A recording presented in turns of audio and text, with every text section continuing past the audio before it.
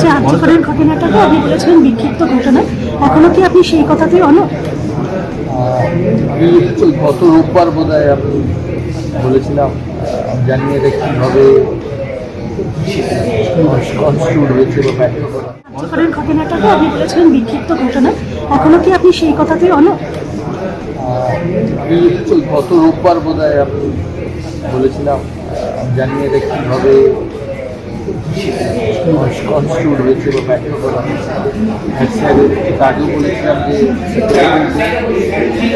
জিনিসটা এখন অনেক এগিয়েছে, সিবিআই পুলিশ ইনভেস্টিগেট করছে, সিবিআই ভেরি সিম্পল হ্যাপেন। আশা করবো সিবিআই যারা এটা ইনভেস্টিগেট করছে wants to find the culprit strict punishment দেওয়া উচিত। এমন পানিশমেন্ট যাতে মানুষ এসব করার কথা জীবনে নাও পায়। পানিশমেন্ট যে জায়গাটা দাঁড়িয়ে আমরা সবাই রয়েছি, কলকাতা স্তব্ধ হয়ে গেছে, সারা কলকাতা স্তব্ধ হয়ে গেছে। দখল করেছে মেয়েরা। জিনিসটাই এমন হয়েছে যে একটু বেদনাদায়ক সবার কাছে। কলকাতা নয়, ভারতবর্ষের সারা বিশ্বে এটা নিয়েছে। হয়েছে।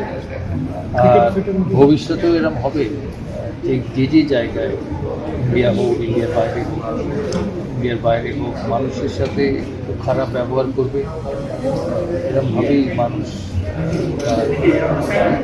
এই বিষয়টা নিয়ে বাবা হিসেবে যেটা বললাম এইটাও বললাম, ভবিষ্যতে সারা বিশ্বে যখন এরকম ঘটনা ঘটবে, দাদা আপনাকে কি পথে আমরা দেখতে পাবো? আপনি কি পথে নামবেন? আপনাকে দেখতে পাবো বিষয়টা নিয়ে?